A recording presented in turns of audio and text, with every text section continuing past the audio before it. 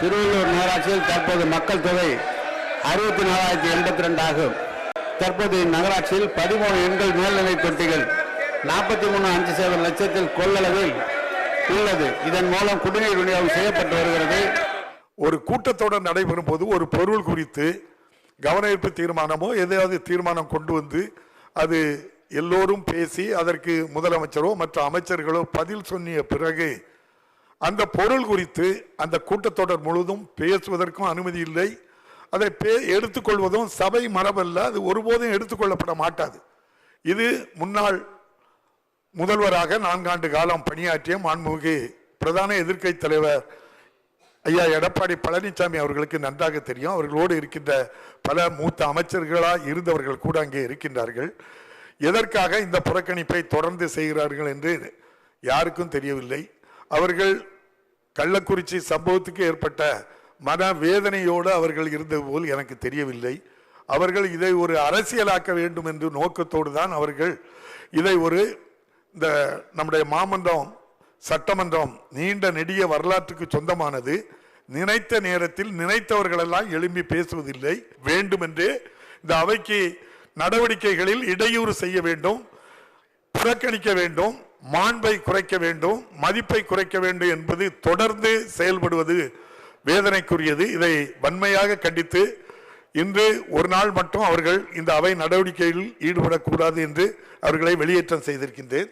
மாண்புமிகு முதலமைச்சர் அவர்கள் கேள்வி நேரம் பதில் நேரம் முடிந்ததும் கள்ளக்குறிச்சி பிரச்சனை பற்றி தான் விவாதிக்கப் போகிறோம் என்று சபாநாயகர் அவர்களும் தெளிவாக குறிப்பிட்டு சொல்லியும் அதையும் மீறி அவர்கள் வேண்டுமென்றே திட்டமிட்டு ஒரு கலவரத்தை ஏற்படுத்த வேண்டும் என்பதற்காகவே திட்டமிட்டு அந்த பணியை செய்து முடித்திருக்கிறார்கள்.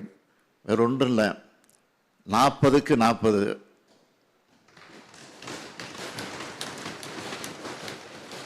அது அவருடைய மனசை உறுத்துது, கண்ணை உறுத்துது.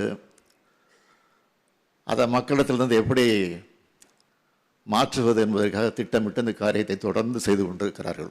ஆனால் அந்த ஆர்ப்பாட்டத்தை கூட திரும்ப திரும்ப சிபிஐ என்கொயரி வைக்க வேண்டும் என்று வலியுறுத்தி பேசியிருக்கிறார்கள்.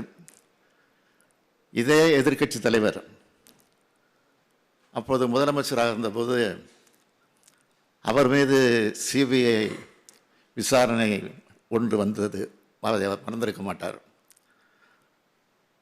திராவிட முன்னேற்ற கழகத்தினுடைய அமைப்பு செயலாளர் RS பாரதி அவர்கள் எதிர்க்கட்சி தலைவர்கள் மீது ஒரு குற்றச்சாட்டை சொல்லி அதில் முறைகேடு நடந்திருக்கிறது, விசாரணை நடத்த வேண்டும் என்று நீதிமன்றத்துக்கு சென்றபோது இது சிபிஐ விசாரிக்க வேண்டும் என்று நீதிமன்றம் சொன்னது. சிபிஐ மீது நம்பிக்கை இருந்தால் அதை அவர் ஏற்றுக்கொண்டு எதிர்த்திருக்க வேண்டும். ஆனால் சிபிஐ மீது நம்பிக்கை இல்லாத காரணத்தினால்தான் அதற்கு தடை உத்தரவு வாங்கிய வீராதி வீரர் தான் இன்றைக்கு சிபிஐ வேண்டும் என்று முடங்கிக் கொண்டிருக்கிறார்கள். எனவே இது குறித்து சபாநாயகர் அவர்கள் தான் முடிவெடுக்க வேண்டும் என்று நான் கேட்டுக்கொள்கிறேன். மாண்புமிகு நகராட்சித்துறை அமைச்சர் அவர்கள். மாண்புமிகு பேரவைத் தலைவர் அவர்களே, பிரதான எதிர்க்கட்சியாக இருக்கிற அதிமுகவினர் மாண்புமிகு முதல்வர் அவர்கள் சொன்னது போல வேண்டுமென்றே திட்டமிட்டு இந்த சபையினுடைய நடவடிக்கைக்கு குந்தகம் விளைவித்து அதன் மூலமாக ஏற்கனவே திராவிட முன்னேற்ற கழக வெற்றியை மறைப்பதற்காக ஒரு நாடகம் ஆடிக்கொண்டிருக்கிறார்கள். அவைத்தலைவராக இருந்தவர் அங்கு இருக்கிறார். கடந்த காலத்தில் எழுந்து நின்று பேச அமர்ந்தால் உடனடியாக பேச முற்பட்டால் அமருங்கள், கேள்வி நேரம் முடிந்த பிறகுதான் அது என்று எங்களை பார்க்கவே மாட்டார் அந்த சபாநாயகர். நீங்களாவது அவர்களை பார்த்து சிரித்து பேசி அவர்கள் சொன்னதை கேட்டு ஒரு நடுநாயமாக இந்த சபையை நடத்தி கொண்டிருக்கிறீர்கள். உங்களுக்கே அவர்கள் நீங்கள் சொல்வதையும் கேட்காமல் தொடர்ந்து அவர்களை வெளியேற்றிய பிறகு மாண்புமிகு முதலமைச்சர் அவர்கள் பெரும்பதப்பு அவர்களை மீண்டும் அழைக்க வேண்டும், அவர்களோடு அவர்கள் உரையாட வேண்டும் என்ற எண்ணத்தோடு திருப்பி அழைத்த போது மீண்டும் அவர்கள் அதே தவறுகளை செய்கிறார்கள். எனவே அவர்கள் கடந்த காலத்தில் எப்படி நடந்து கொண்டார் என்பது எங்களை போன்று இருக்கிற சட்டமன்ற உறுப்பினர் இருந்தவருக்கு நன்றாக தெரியும். எல்முனை அளவு கூட அவங்களிடம் ஜனநாயகம் இருக்காது. ஆனால் இன்றைக்கு ஜனநாயகத்தோடு நடக்கிற இந்த அவையை சீர்குலைக்க அவர் முற்பட்ட காரணத்தால் பேரவையின் அலுவல்களில் நடைபெற விடாமல் இடைமறித்தும் பேரவையின் விதிகளுக்கு மாறாக அவையில் குந்தகம் செய்து வருவதாலும் சட்டமன்ற பேரவை உள்விதி 2 கீழ் இன்றைக்கு அவைக்கு வருகை தந்து கலவரத்தில் ஈடுபட்ட நபர்களை மட்டும் இந்த கூட்டத்தொடர் முழுவதும் அவர்களை சஸ்பெண்ட் செய்ய வேண்டும் என்ற தீர்மானத்தை முன்மொழிகிறேன். மாண்புமிகு முதலமைச்சர் அவர்கள். மாண்புமிகு பேரவைத் தலைவர் அவர்களே, நகராட்சி அமைச்சர் அவர்கள் கூறியதிலிருந்து நான் கொஞ்சம் மாறுபடுகிறேன். கூட்டத்தொடர் முழுவதும் தேவையில்லை, இன்றைக்கு மட்டும் நீக்கி வைத்துவிட்டு மறுபடியும் அவர்களுக்கு ஒரு வாய்ப்பு தர வேண்டும் என்று நான் கேட்டுக்கொள்கிறேன். பேரவை விதி 110 கீழ் அறிக்கை அளிக்க வேண்டும் என்று மாண்புமிகு முதலமைச்சர் அவர்கள் அனுமதி கோரியுள்ளார்கள். அனுமதி அளிக்கப்படுகிறது. மாண்புமிகு முதலமைச்சர் அவர்கள். அரசு துறை நிறுவனங்கள் போன்ற பல்வேறு அரசு அமைப்புகளில் 32,709 இளைஞர்கள் பணி நியமனம் பெற்றனர். மொத்தம் 65,483 இளைஞர்களுக்கு கடந்த 3 ஆண்டுகளில் அரசு பணி நியமனம் வழங்கப்பட்டுள்ளது என்ற செய்தியை மகிழ்ச்சியோடு தெரிவித்துக் கொள்கிறேன். கடந்த 3 ஆண்டுகளில் அமைப்பு சார்ந்த தனியார் துறைகளில் உருவாக்கப்பட்ட வேலைவாய்ப்புகள் குறித்த புள்ளி விவரங்கள் ஒன்றிய அரசின் தொழிலாளர் வைப்பு நிதி நிறுவனத்தின் மூலம் பெறப்பட்டது. இது ஒன்றிய அரசின் தொழிலாளர் மற்றும் வேலைவாய்ப்பு அமைச்சகத்தின் கீழ் செயல்படும் ஒரு அமைப்பாகும். இந்த நிறுவனத்தின் தரவுகளின்படி கடந்த 3 ஆண்டுகளில் மொத்தம் 77,78,999 இளைஞர்களுக்கு வேலைவாய்ப்பு கிடைத்துள்ளது. அதாவது இன்னும் 18 மாதங்களுக்குள் பல்வேறு அரசு பணியிடங்களுக்காக தமிழ்நாடு அரசு பணியாளர் தேர்வாணையம் மூலமாக 17,595 பணியிடங்களும், ஆசிரியர் தேர்வு வாரியம் மூலமாக 19,260 ஆசிரியர் பணியிடங்களும், மருத்துவ பணியாளர் தேர்வு வாரியம் மூலமாக 3,041 பணியிடங்களும், தமிழ்நாடு சீருடை பணியாளர் தேர்வு வாரியம் மூலமாக 6,688 பணியிடங்களும் நிரப்பப்படும். அதாவது வரும் 2026ஆம் ஆண்டுக்குள் ஜனவரி மாதத்திற்குள் மொத்தம் 46,584 பணியிடங்கள் நிரப்பப்படும் என்பதை தெரிவித்துக் கொள்கிறேன். இது தவிர சமூக நலத்துறை, நகராட்சி நிர்வாகம் மற்றும் குடிநீர் வழங்கல் துறை உள்ளிட்ட முக்கிய துறைகளில் காலியாக இருக்கக்கூடிய 30,219 பணியிடங்களும் நிரப்பப்படும். இவற்றை மொத்தமாக சேர்த்து பார்க்கையில் 75,000த்திற்கு மேற்பட்ட அரசு பணியிடங்கள் வரும் 2026ஆம் ஆண்டுக்குள் ஜனவரி மாதத்திற்குள் நிரப்பப்படும் என்பதை தங்கள் வாயிலாக மகிழ்ச்சியுடன் தெரிவித்தமைகிறேன். இந்தியாவிற்கே வழிகாட்டியான மாநிலம் நம்முடைய தமிழ்நாடு என்பதை பல்வேறு துறைகளில் பல்வேறு ஆளுமைகளில் மீண்டும் மீண்டும் நாம் நிரூபித்து வருகிறோம். முதலமைச்சர் செலுத்திருக்கிற அத்தனை முயற்சிகளுக்கும் கொங்குநாடு மக்கள் தேசிய கட்சியின் சார்பாக நான் வரவேற்பையும் நன்றியையும் பாராட்டுகளையும் தெரிவித்துக் கொள்கிறேன். நன்றி, வணக்கம். மாண்புமிகு உறுப்பினர் ஜவஹர்லா, தயவு செய்து ஐயா பேராசிரியர் ஐயா சுருக்கம் பேசவே இல்லை. முதலமைச்சருடைய வார்த்தைகளில் சொல்ல வேண்டும் என்றால், நாளைய தலைமுறையை பற்றி சிந்திக்கக்கூடிய அரசு வேலை வாய்ப்புகளை உருவாக்கும். அப்படியான ஒரு சிறந்த பணியை செய்து இன்னும் செய்வேன் என்று சொல்லியிருக்கின்ற மாண்புமிகு தமிழ்நாட்டு முதலமைச்சர் அவர்களுக்கு மனிதநேய மக்கள் கட்சியின் சார்பாக என்னுடைய நெஞ்சார்ந்த நன்றியை தெரிவித்து விடைபெறுகிறேன். நமது முதல்வர் அறிவித்திருக்கிற இந்த 110 விதியின் கீழ் அறிவித்திருக்கிற இளைஞர்களுக்கான வேலை வாய்ப்பை மார்க்சிஸ்ட் கம்யூனிஸ்ட் கட்சியின் சார்பில் பாராட்டி அமர்கிறேன். நன்றி, வணக்கம். மாண்புமிகு அவை முன்னவர் அவர்கள். மாண்புமிகு மாலை அவர்கள் பேசுனதுல எனக்கு ஒரு சந்தேகம். 100 இளைஞர்களை கொடுங்கள், நான் உலகத்தை மாற்றி காட்டுகிறேன் என்று விவேகானந்தர் சொன்னார். 100 இளைஞர்கள் கொடுக்க முடியலையா? இந்தியாவில் 100 இளைஞர்கள் கிடையாதா? எவ்வளவு மகத்தானது என்பதற்கான உதாரணமாக விவேகானந்தர் சொல்லியிருக்கிறார். 100 இளைஞரை மட்டும் அவர் கேட்கவில்லை, இளைஞர் சக்தி மகத்தானது என்கிற அர்த்தத்தில் அவர் சொல்லியிருக்கிறார். மாண்புமிகு உறுப்பினர் ஷானவாஸ், அவை முன்னவருக்கு பலத்த சந்தேகம் வருது சில நேரங்கள். ஒன்றிய அரசு எதையெல்லாம் செய்ய மறுக்கிறதோ அதையெல்லாம் செய்து காட்டுவது என்பதில் உறுதியாக இருந்து தந்தை பெரியாரின் கனவை, அண்ணாவின் கனவை, புரட்சியாளர் அம்பேத்கரின் கனவை நாம் நனவாக்க வேண்டும். முத்தமிழறிஞர் கலைஞர் அவர்கள் கடைசி வரை, இறுதி மூச்சுள்ள வரை இது போன்ற விஷயங்களில் மிகுந்த கவனம் கொடுத்தவர். இடஒதுக்கீட்டை எல்லா தளத்திலும் கொண்டு போய் சேர்ப்பதில் குறியாக இருந்து செயல்பட்டவர். அவருடைய தொடர்ச்சியாக ஆட்சி நடத்தக்கூடிய நம்முடைய தளபதி அவர்களும் இந்த வேலை வாய்ப்புகளில் இடஒதுக்கீடு உறுதி செய்யப்படுவதை உறுதி செய்ய வேண்டும் என்று கேட்டு விடுதலை சிறுத்தைகளின் சார்பில் அரசை பாராட்டி நன்றி தெரிவித்து அமர்கிறோம். நன்றி, வணக்கம். மாண்புமிகு உறுப்பினர் வானதி சீனிவாசன். மாண்புமிகு பேரவைத் தலைவர் அவர்களே, அரசு பணி என்றால் சமுதாயத்திலே அதற்கு என்று ஒரு தனி அந்தஸ்து, அதற்கு என்று ஒரு தனி விருப்பம், இவற்றையெல்லாம் மனதில் வைத்து அரசு பணிகளுக்கென்று தனியான சிறப்பு கவனத்தை கொடுப்போம் என இன்று மாண்புமிகு முதலமைச்சர் இந்த அறிவிப்பை கொடுத்திருக்கிறார். அதிகமாக இளைஞர்களை கொண்டிருக்கக்கூடிய நாடு, உலகத்திலேயே இளையவர்கள் நாடு என்றால் அது இந்தியா தான். அதனால்தான் இந்த இளைஞர்களை வெறுமனே அவங்களுக்கு சர்டிபிகேட் வாங்கக்கூடியவர்களாக இருக்கக்கூடாது, திறன் சார்ந்தவர்களாக மாற்ற வேண்டும் என்பதற்காகத்தான் சுதந்திர இந்தியாவில் முதன்முறையாக ஸ்கில் டெவலப்மெண்ட் மினிஸ்ட்ரி என்ற ஒன்றை தனியாக கொண்டு வந்தவர் பிரதமர் மோடி அவர்கள். அதே போல தனியார் துறையினுடைய வேலை வாய்ப்புகள் எந்த அளவுக்கு இன்று முன்னேறி கொண்டிருக்கிறது என்பதை பார்த்தால் தமிழகம் அதற்கு சிறப்பான ஒரு பங்களிப்பை கொடுத்து கொண்டிருக்கிறது. ஏனென்றால் அதிகமாக சிறு குறு தொழில் நிறுவனங்கள் இருக்கிறது, பெருநிறுவனங்கள் இருக்கிறது. இன்று மற்ற மாநிலங்களை சார்ந்தவர்கள் எல்லாரும் கூட தமிழகத்திலே அவர்கள் வேலை பார்க்கக்கூடிய சூழல் தமிழகத்திற்கு என்று வாய்த்திருக்கிறது. இதிலே அரசு பணி என்று தனியாக கவனம் கொடுத்து இளைஞர்களுக்கான வாய்ப்பினை நாம் முன்னேறவே அந்த வாய்ப்பை கொடுக்க வேண்டும், அதில் முன்னேற்றம் காண வேண்டும் என்கின்ற எண்ணம் மிக சரியானது.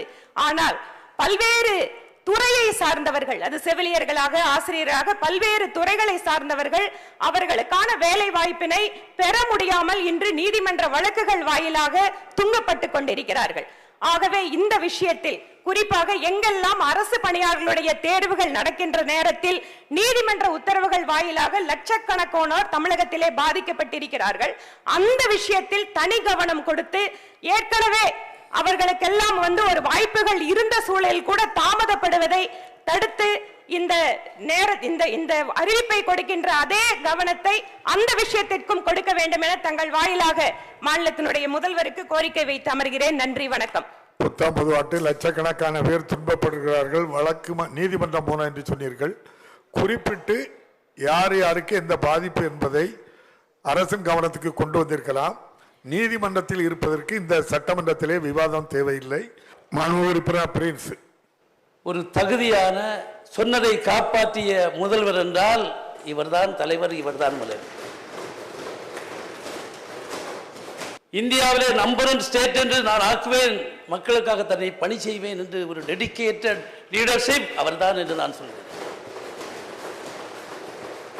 ஆங்கிலம் சொன்னா is the best dynamic chief minister of India, number 1 என்று சொல்லக்கூடியது காப்பாற்றப்பட்டது.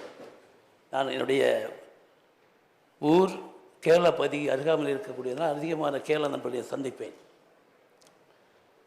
இப்போ கேட்பாங்க, மலையாளத்தில் கேட்பாங்க, സാർ സ്റ്റാലിൻ സാർ പറയുന്നു നിങ്ങൾ ചീഫ് മിനിസ്റ്റർ പറയുന്നു 40 സീറ്റും ജയിക്കുമെന്ന് പത്രം പറയുന്നു, ഇത് വാസ്തവം തന്നെയോ? മലയാളത്തിൽ കേൾപ്പാங்க, 40 தொகுதியும் உங்கள் முதல்வர் வெற்றி பெறுவார் என்று பத்திரத்தில் சொல்லப்படுகிறது, நடக்குமா? நான் இட் இஸ் வெரி பாசிபிள், நடந்தது, நடக்கிறது, நடக்க போகிறது, நடந்து கொண்டே இருக்கிறது. காட்டுப்பன்றிகள் பிரச்சனை உள்ள கிராமங்கள் வனவர் அல்லது வனக்காப்பாளர், கிராம நிர்வாக அலுவலர் மற்றும் அந்தந்த பகுதி வார்டு மெம்பர் ஆகிய 3 நபர்களை கொண்ட குழு அமைக்கப்படும். இந்த குழு விளைநிலத்தில் காட்டுப்பன்றிகளை வேட்டையாடுவதன் அவசியத்தை உறுதி செய்யும். அந்த குழு அளிக்கும் பரிந்துரையை ஏற்று மாவட்ட வன அலுவலர் காட்டுப்பன்றிகளை வேட்டையாடுவதற்கு அனுமதி வழங்குவார். அசன் மௌலானா என்ன சொல்லுங்க, என்ன பாயிண்ட் ஆஃப் ஆர்டர்? தலைவர் அவர்களே, யானை வழித்தடங்களை பத்தி ஐயா பேசினாரு. பல யானை வழித்தடங்கள் இப்போ மறைக்கப்பட்டு கட்டடங்கள் கட்டுறாங்க, ரோடு போட்டுன்னு அந்த இடத்துல எலிஃபண்ட் கிராசிங்னு போடுறதில்ல. இது போக கோயம்புத்தூர்ல இப்போ அந்த இது நடத்தும் போது அங்க யானை அந்த ஈஷாலெல்லாம் ஃபுல் யானை வழித்தடங்களை மறைச்சு வச்சிருக்காங்க. இதை நீங்க 2-3 முறை கோரிக்கைகள் தலைவர் அவர்களே, அமைச்சர் பதில் சொல்லும்போது நேரம் இல்லை. யானை எலிஃபண்ட் எக்ஸ்பர்ட்ஸ் வச்சு ரொம்ப தீவிரமா ஸ்டடி பண்ணதுக்கு அப்புறம் மக்களோட குறை கேட்டதுக்கு அப்புறம் தான் அடுத்தடுத்த முடிவுகள் எடுக்கப்படும். அதனால அவசரப்பட்டு எந்த கருத்துக்கு சொல்ல வேணாம். அரசுக்கு ரிசர்வ் ஃபாரஸ்ட் இடங்களை எல்லாம் தானாக பிடித்துக்கொண்டு பில்டிங் கட்டி கொண்டு யானை போக்குவரத்தை எல்லாம் தடுத்து இருக்கிறார்கள் என்று ஈஷா அவரை சொல்றேன். ஈஷா உங்களுடைய பர்மிஷன் பெற்றுதான் அந்த இடங்களை எல்லாம் பிடித்தாரா, யானை வைத்தியத்தை மறித்திருக்கிறார் சொல்கிறார், உண்மையா? அவர் ரிசர்வ் ஃபாரஸ்ட்ல கை வச்சிருக்காரா இல்லையா? அதுக்கு நேரடியாக பதில் கேட்கிறேன். அது ஆய்வு செஞ்சதுக்கு அப்புறம் அதுல என்னென்ன அவங்க ஏதாச்சும் விதிமீறல்கள் பண்ணியிருக்காங்களா, இல்ல அதுக்கு உரிமையான தேவையான பெர்மிஷன் வாங்கியிருக்காங்களா பார்த்துட்டு அதுக்கான விளக்கங்களை நான் கொடுக்கிறேன். அவை முன்னவருடைய அந்த கோரிக்கையை நீங்க மனதில் வச்சு ஆய்வு செய்து நான் பதில் சொல்றேன். நாமக்கல் மாவட்டம் கொல்லிமலையில் 1 கோடி ரூபாய் மதிப்பீட்டில் இரவு வான் பூங்கா அமைக்கப்படும். தமிழ்நாட்டின் கடற்கரை பகுதிகளில் ஆமைகளை பாதுகாக்கும் பொருட்டு வருடத்திற்கு 1 கோடி ரூபாய் மதிப்பீட்டில் ஆமை பாதுகாவலர்கள் ஈடுபடுத்தப்படுவார்கள். தஞ்சாவூர் கோட்டம் கும்பகோணம் சரகம் அணைக்கரையில் முதலைகள் பாதுகாப்பு மையம் 2.50 கோடி ரூபாய் மதிப்பீட்டில் அமைக்கப்படும். பிச்சாவரம், கோடியக்கரை, முத்துப்பேட்டை, ராமேஸ்வரம், திருச்செந்தூர், குற்றாலம், கொடைக்கானல், ஊட்டி, ஏற்காடு, ஒகேனக்கல், பழவேற்காடு 11 கிராமங்கள் கிளைமேட் ஸ்மார்ட் வில்லேஜஸாக விரைவில் மாற்றப்படும் என்பதை தெரிவிச்சுக்கிறேன்.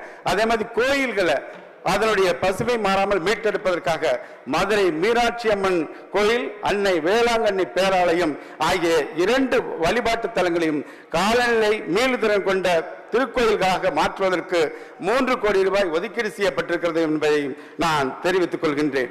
அதே மாதிரி கார்பன் சமநிலை அடைய வேண்டும் என்பதுதான் நம்முடைய இலக்கு. அந்த வகையில் தமிழ்நாட்டில் நீலகிரி, கோயம்புத்தூர், ராஜபாளையம், ராமேஸ்வரம் ஆகிய 4 நகர பகுதிகளை கார்பன் சமநிலை கொண்டதாக மாற்றுவதற்கு நடவடிக்கை மேற்கொள்ளப்பட்டு வருகிறது என்பதை தெரிவித்துக் கொள்கின்றேன். இதுவரைக்கும் வட மாநிலங்கள் மட்டும்தான் வெப்பாலை வீசியது. ஆனால் இப்பொழுது தென் மாநிலங்களும் தாக்க தொடங்கி இருக்கிறது. அதை நாம் கவனத்தில் எடுத்துக்கொண்டு முக்கியமான ஒரு பணியை நமது மாண்புமிகு தமிழ்நாடு முதலமைச்சர் அவர்கள் இன்றைக்கு 2070க்குள்ளாக கார்பன் நியூட்ரல் என்ற இலக்கு என்று மாண்புமிகு இந்திய பிரதமர் அறிவித்திருக்கிறார். நமது மாண்புமிகு தமிழ்நாடு முதலமைச்சர் அவர்கள் 2070க்கு முன்பாகவே நம் இந்த கார்பன் நியூட்ரல் என்ற இலக்கை அடைவோம் என்று முதலமைச்சர் அறிவித்திருக்கிறார். அதற்கான திட்டங்களையும் நிறைவேற்றியிருக்கிறார். இந்த ஆண்டு இலக்காக 10 கோடி நாட்டு மரங்களை நடவு செய்வதற்கு நாம் அனைவரும் முயற்சிகள் மேற்கொள்ள வேண்டும் என உங்களை அன்போடு கேட்டுக்கொள்கின்றேன்.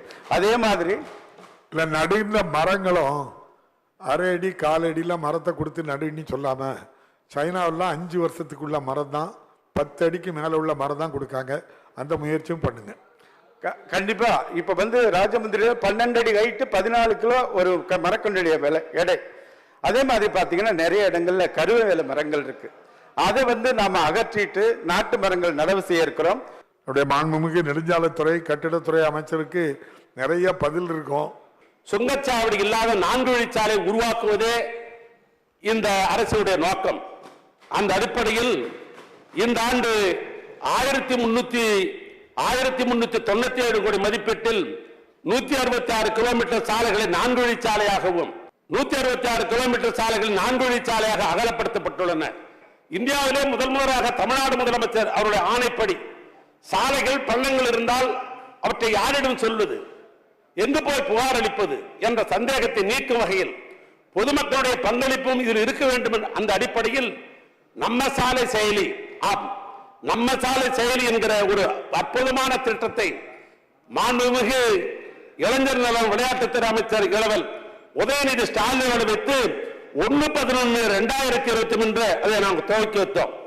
செல்போன் மூலமாக புகார் செய்ய வேண்டும். மாநில நெடுஞ்சாலையாக இருந்தால் 24 மணி நேரம் தான். மாவட்ட இதர சாலைகள், மாவட்ட முக்கிய சாலைகள் என்று சொன்னால் 72 மணி நேரம் தான்.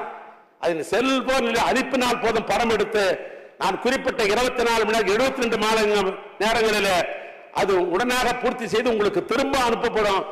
அதுதான் நம்ம சாலை செயலி என்பது. அந்த அடிப்படையில் இன்றைக்கு இந்த குறிப்பிட்ட காலத்தில் 8650 புகார்கள் பெறப்பட்டு அது அத்தனையும் சரி செய்யப்பட்டு மக்களுடைய பாராட்டுகளை இந்த நம்ம செயலி என்பது நம்ம சாலை என்பது இன்றைக்கு சிறப்பாக நடைபெற்றுக் கொண்டிருக்கிறது. உடனுக்குடன் செய்திகளை தெரிந்து கொள்ள சன் நியூஸ் பெல் ஐகானை கிளிக் பண்ணுங்க.